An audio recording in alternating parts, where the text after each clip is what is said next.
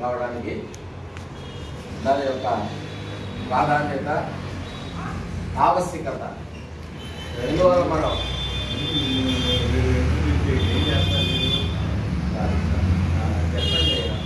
నా పేరు చుక్కారాజు అండి. నేను స్కూల్ అసిస్టెంట్గా మన కాకరపాడు ఎంపీఐ స్కూల్లో సోషల్ అసిస్టెంట్గా పనిచేస్తూ ఉన్నాను. ప్రజెంట్ మన ఆంధ్రప్రదేశ్ బాల ఉద్యోగుల సంఘం జిల్లా అధ్యక్షుడిగా పనిచేస్తూ ఉన్నాను.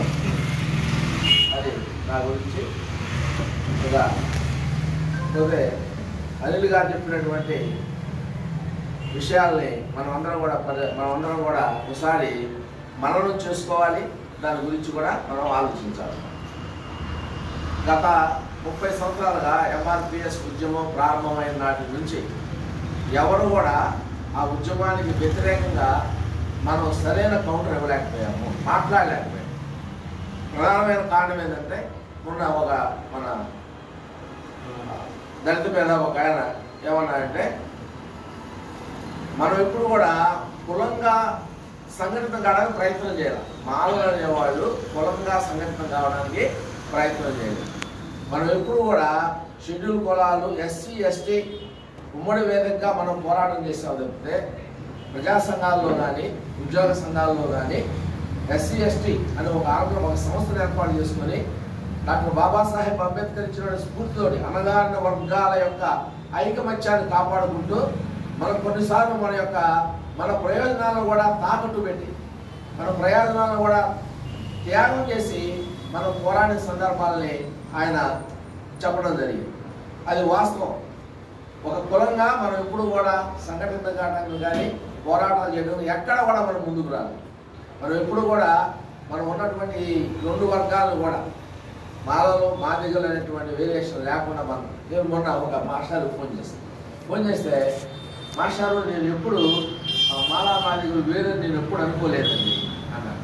నేను అనుకోలేదా, ఇప్పుడు ప్రజెంట్ పరిస్థితి వచ్చింది కాబట్టి మనం వాళ్ళని శత్రువులుగా చూస్తున్నా. మన హక్కుల కోసం మనం వాళ్ళ హక్కులు కాదంటున్నా, మనం బ్లేమ్ చేయకుండా మన హక్కుల కోసం మనం పోరాడాలి, మనం సంఘటితం కావాలి. రాబోయే ఫలాల కోసం మన కంట్రిబ్యూషన్ ఏంటి, నువ్వేం చెప్పదలుచు, నువ్వేం చేయగలరు, నువ్వు నేనేం చేయాలి అనే దాని గురించి మాట్లాడటానికి తప్పితే ఇది వాళ్ళని వేరే విధంగా చూడమని కాదు. అది నేను చెప్పడం జరిగింది. అంటే చూడండి, మన వాళ్ళు మాలలేని వాళ్ళ యొక్క ఆలోచన అలా ఉంటుందన్నమాట. ఎప్పుడు మనం వాళ్ళు వేరుగా చూడలేదు, వేరుగా ఆలోచించలేదు. కాబట్టి మనకి ఈ పరిస్థితి వచ్చినాం.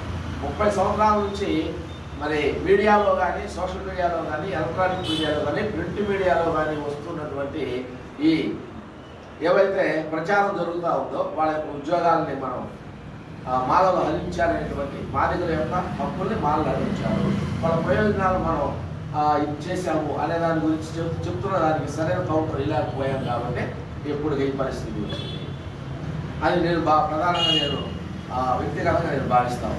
దానికి కారణం కూడా మీరు గమనిస్తూనే ఉంటారు. ఇప్పుడు కూడా మన మిత్రుడు అన్నారు, ఆశాలు మనం ఏదో సంఘంలో ఉన్నాము పనిచేస్తున్నాము కానీ మనకి ఎండి చాలామంది ఫ్రెండ్స్ ఉన్నారు, మరి వాళ్ళని ఎలా దూరం చేసుకుంటామంటే మనం చూడండి, మనం అక్కడ ఆగిపోతున్నాం, వాళ్ళు ఆగట్లేదు.